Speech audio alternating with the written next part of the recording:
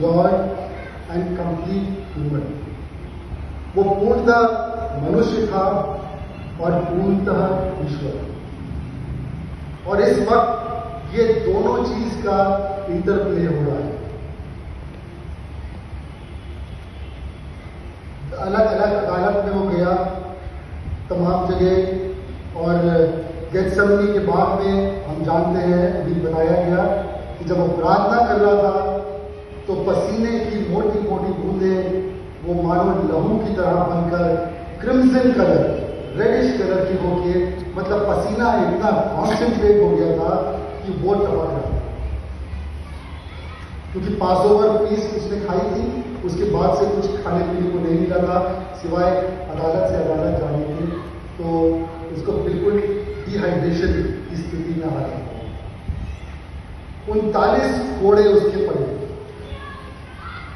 39 कोड़े, अगर हम व्यवस्था विवरण देखें उसका 25वां अध्याय और 3रा पद, तो वहां पर ये लॉ थी कि किसी शख्स को 40 कोड़े से ज्यादा नहीं मारे जा सकते पनिशमेंट के तौर पर, क्योंकि 40 कोड़े में उसकी मृत्यु हो सकती है।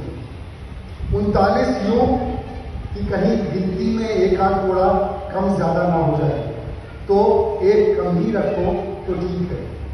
कोड़े मारते थे, गिनते गिनते थे, 1 फिर 2, और वो कोड़ा भी ऐसा होता था, अंग्रेजी में उसको कैट और 9 टेल्स कहते हैं इस कोड़े को। उसमें हैंडल होता था, उस हैंडल में 9 स्ट्रिप्स होती थी जो कि चमड़े की होती थी या डोरी से बंधी होती थी, और उसमें स्टील या लोहे के कीलें होती थी, हड्डियां होती थी उसमें, और बहुत ही जोरावर ये रूमी जो सिपाही थे वो कोड़ा पूरी ताकत से मारते थे और उसी ताकत से उसे वापस खींचते थे, और उसी वापस खींचने में उसकी स्किन और मांस सब खींच के वो निकल आता। यहाँ पर बहुत से लोग मेडिकल लाइन से जुड़े हैं, मैं देख रहा हूं। जब पेशेंट हम सर्जरी पे लेके जाते हैं, सर्जिकल टेबल पे होता है, डॉक्टर बहुत ही शार्प नाइफ से इंसिजन लगाता है, और जैसे इंसिजन लगाता है भर भरा के खून भरने लगता है, और जल्दी जल्दी जो स्टाफ नर्स या जो असिस्टेंट होते हैं वो कॉटन के स्पंजेस लगाना शुरू करते हैं कि ब्लीडिंग रुक जाए। और आजकल तो पॉटरी से इस्तेमाल करते हैं, उसी से काटते हैं कि ब्लड वैसी की वैसी रुकता जाए, भरे ना। लेकिन यहाँ तो कोड़े से जो खाल और मांस खींच दिया गया, वो पूरी नालियां बन गई है उसके, जैसे हल अजाया मिलकर जैसे उसकी पीठ पे हल जोड़ दिया हो, वो नालियों में खून भर गया, खून भी भर गया, सीरम भी भर गया उसके अंदर, और उस जगह पे सिवाय पसीने के और लहू की दुर्गंध के अलावा और कुछ नहीं था। पौलुस भी कहता है 2 कुरिन्थियन 11:24 में कि मुझे 5 बार कोड़े पड़े, 3 बार मुझे रॉडों से मारा गया, लेकिन वो कोड़े पनिशमेंट के थे कि तुमने गलत काम किया, वो एक सिंगल कोड़ा होता था, घुमा के मारा जाता था।